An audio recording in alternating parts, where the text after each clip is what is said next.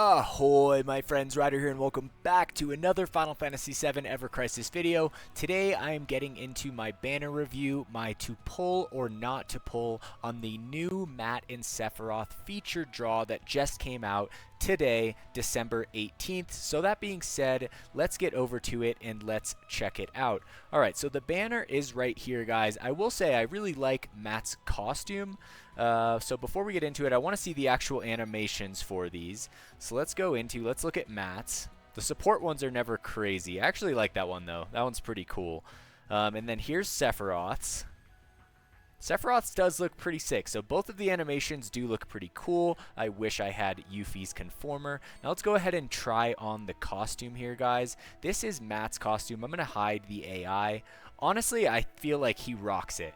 I feel like the red coat on him, especially with these little things here, like the leather on the back and the arms and the waist, it kind of gives it like more of a filled look, kind of like a motorcycle jacket, you know? Like, I rode a motorcycle for 10 years, and like the way that a motorcycle jacket kind of fits is just heavier, right? It's got the pads on the shoulders, it's got the pads on the elbows as well, and so this kind of has that vibe for me, which I really like, plus the fact that it's like a Santa costume at the same time. I mean, this has got to be the most badass Santa trench coat I've ever seen in my life. I mean, he looks freaking awesome. The sword is super cool too. Matt gets so many sick swords for being a support character. I feel like a lot of my favorite swords are Matt swords. It just looks like, come on guys, that is a super sick sword. So like aesthetically, it's winning so far. The question is this banner going to actually be worth it for you guys? I'm going to give you guys my thoughts on everything. I really think that this banner here is really literally just to promote Guild Wars 6, and so of course the people that are already going to be pulling for this banner are already pulling for it. I will say, I will preface this video that I really don't think that there's anything here that can't be skipped, guys. Matt's weapon, and we'll get into this, so let's just go back. Let's take a look at the costume. I'll give you guys my full thoughts. We'll go through everything. Alright, so here is Holiday Helper, Matt's costume for Christmas. The first R ability is Physical and Magic Ward. Physical and Magic Defense plus 15%. Always super good R ability. Then we also have Buff Debuff Duration on here, which is also a super good R ability. The question is, most of the time Matt is going to be healing, so would you really pull off a healing R ability for Physical Magic Ward? I suppose you could if you had that taken care of in the back end. So honestly, pretty solid costume for Matt. I feel like I could probably go for this. The thing is, Matt has not been super relevant lately. I thought it's Christmas time. This is their chance to come out and give Matt his long anticipated Kamura sword, right? And instead, we get this, you know, kind of fire boosting thing for the Guild War, which I'm not super psyched on. I like the costume though, guys. Costume looks really good. If you're looking for a costume for Matt, if you don't really have one, and you're looking to just get the costume, not really worried about the weapons on this banner at all, the costume looks super solid, guys. So I only have the gear voucher costume for Matt, so, you know, something like this would be worth it for me. The question is that we have a lot of stuff about to drop here, guys, right? And, you know, we have definitely Cloud Wind Magic next week. That would be my guess and probably most people's guess. And then after that, we have a New Year's banner. Then after that, we have Sid. Then after that, we have a potential rerun of the Rebirth crossover. Guys, there's a lot of stuff on the horizon, so just keep that in mind. That is my job, to point these things out for you guys. That is why you guys are here watching these videos, to get an extra perspective. So that is my perspective.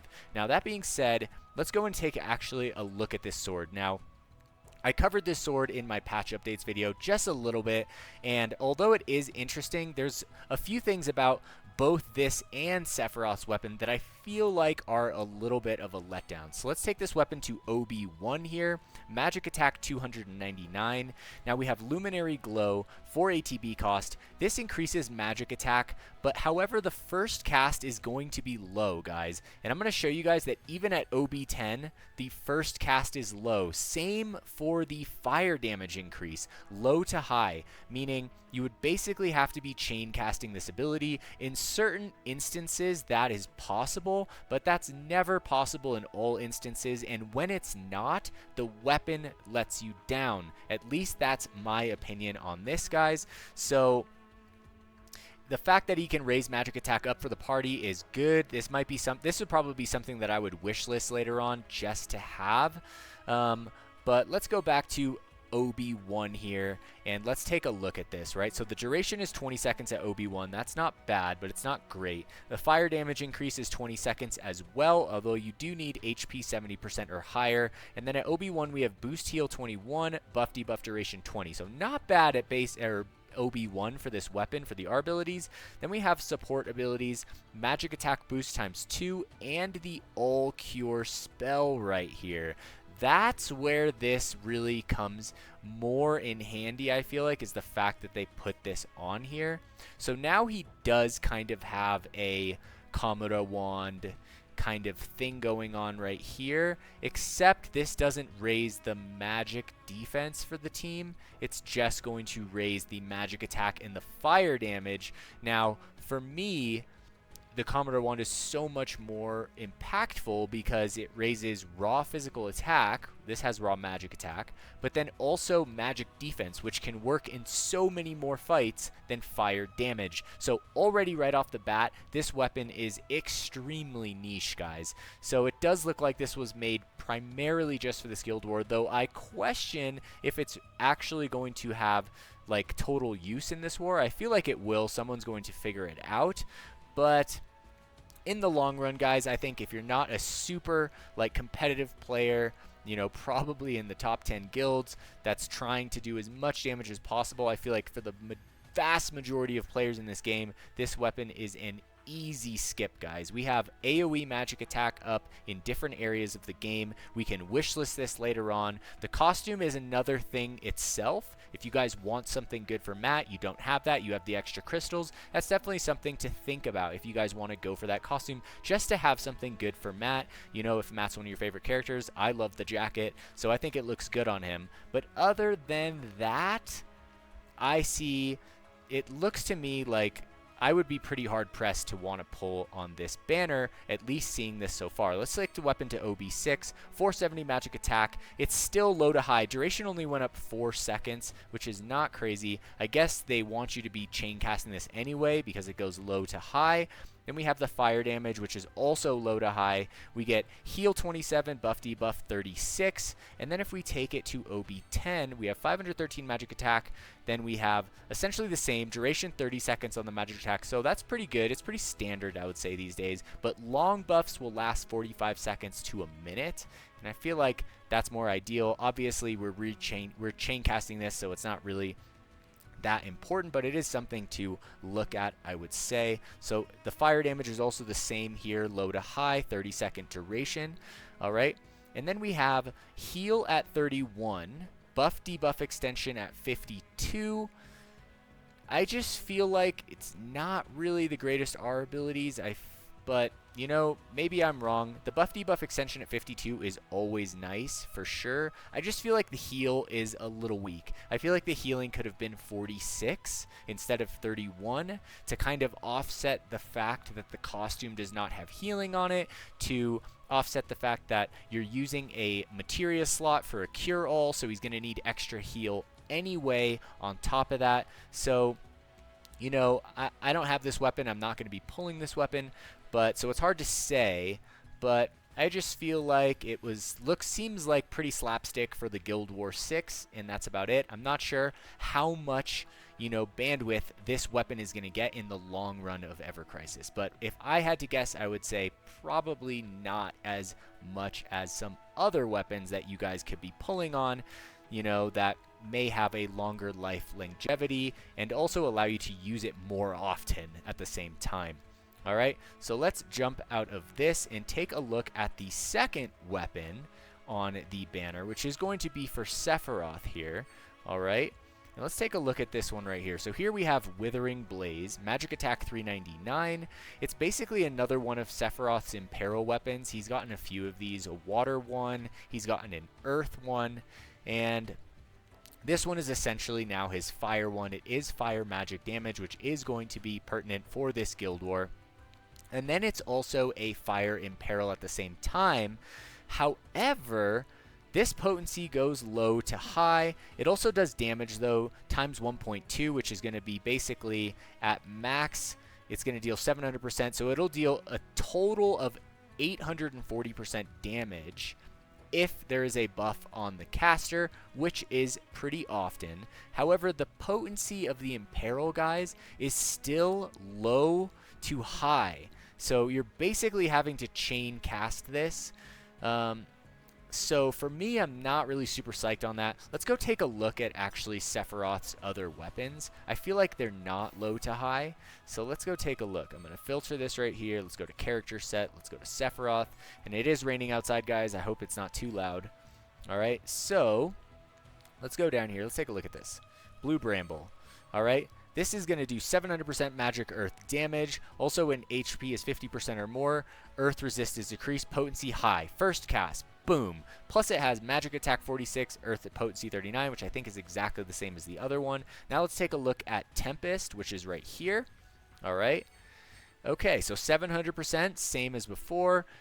Also high on the first cast, right? Duration 30 seconds, extends 10 seconds. So the other one does more damage, but it has a low to high on the Imperil. And I just wonder if that's going to hurt it in the long run for that Sephiroth sword.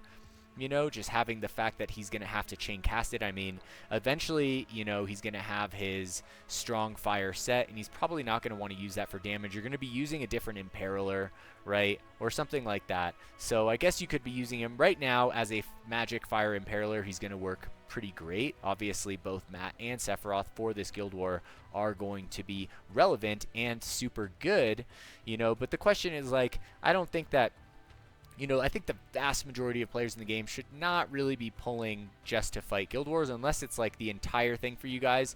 I think you should be playing to have fun and to clear content, as much content as possible. And so you really got to take these things into consideration when we're looking at pulling, especially at times like this in the new year, where we have a lot of stuff dropping for Christmas, a lot of stuff dropping for, you know, New Year's, etc. So as potent as this is for the Guild War, which I feel like would be super fun to have it, for me, both of these are going to be a skip.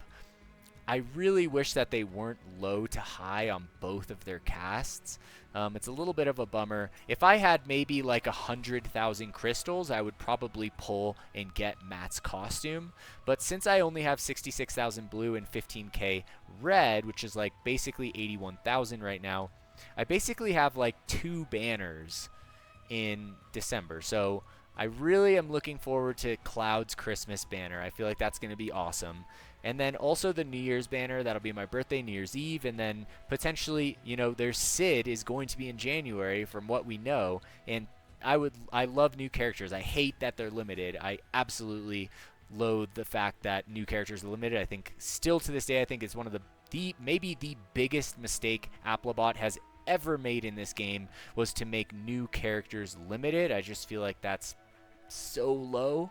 But yeah, guys, that's going to be my take on this. Obviously, the weapons they're going to have the time in which they shine. All weapons do, guys, you know, but I look at these things with a critical eye. I look at them for what's coming in the future and basically everything here. My favorite thing about this banner is literally Matt's costume. I wish I could go for it. If I get insane luck on the next banner, maybe I'll come back just for Matt's costume.